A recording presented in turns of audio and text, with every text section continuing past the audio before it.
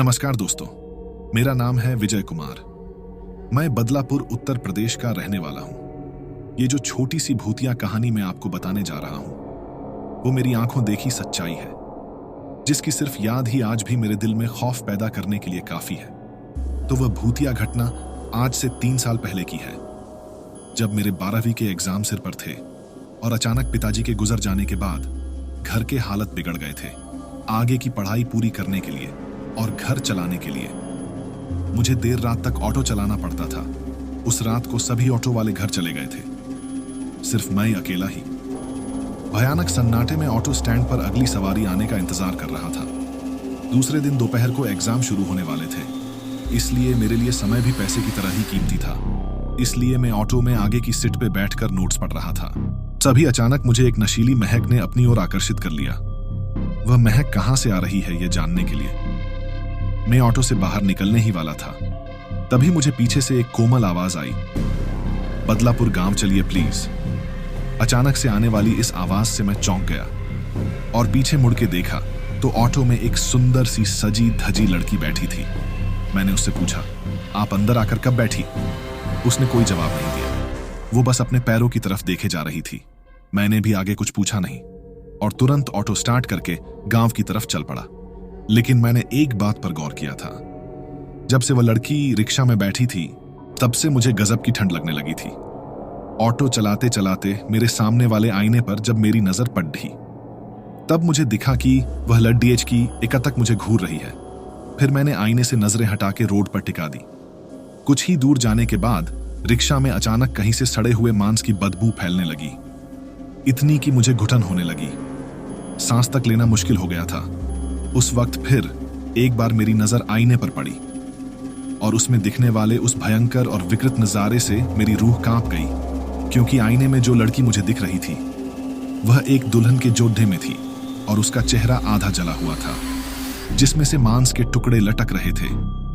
मैं उस वक्त इतना ज्यादा डर गया था कि अपनी चलती ऑटो का हैंडल छोड़कर सड़क पर ही कूद पड़ा। उसके बाद सुबह जब मेरी आंख खुली तब मैं गांव के दवाखाने में लेटा हुआ था।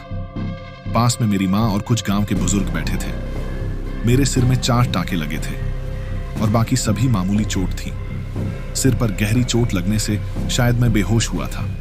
और जब मैंने मेरे रिक्शा के बारे में पूछा तो सभी ने उल्टा मुझसे सवाल किया, तुम हमें गांव के बाहर सड़क पर पड़े मिले थे, तो तुम्हारा ऑटो दूर उस पुराने कब्रिस्तान में क्या कर रहा था? ये खबर सुनने के बाद मैं दंग रह गया। उस सवाल का जवाब तो मेरे पास नहीं था, पर उस खौफनाक चुड़ैल के बारे में मैंने सबको बता दिया। मां भगवान का शुक्रिया करने लगी कि मेरा बेटा एक चुड़ैल के चंगुल से सही सलामत बच निकला। जाते जाते सभी गांव के लोग बोले, तुम्हारी किस्मत अच्छी है, इसलिए जिंदा हो। वह एक कुंवारी ही मरी हुई भयानक चुड़ैल थी, जो अपनी प्यास तुम्हारे जैसे कुंवारे लड़कों का शिकार करके बुझाती है। अब हम आते हैं अपनी दूसरी कहानी पर। यह कहानी एक सत्य घटना पर आधारित है, जो मेरी मम्मी ने मुझे बताई थी।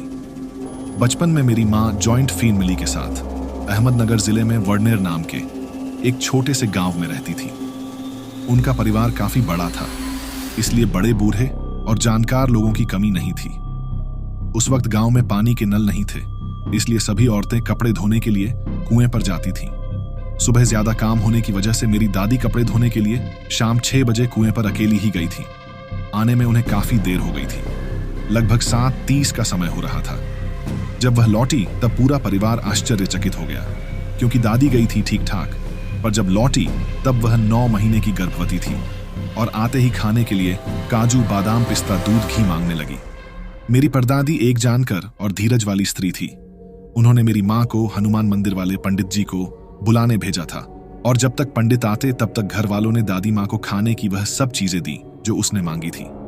बाद में जब पंडित जी आए तब उनमें और मेरी परदादी में कुछ बातचीत हुई। पंडित जी के जाने के बाद परदादी ने घर में जितना काजू, बादाम और पिस्ता था वो सब एक सूत की थैली में भर लिए, साथ में एक मटका भरकर दूध।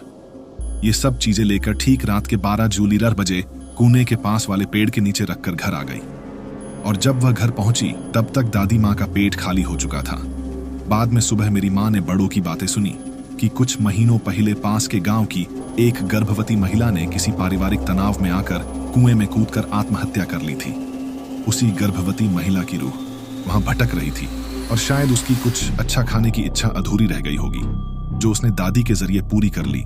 दोस्तों, ये कहानी कैसी लगी हमें कमेंट्स करके जरूर बताएं और चैनल को सब्सक्राइब कर लें। धन्यवाद।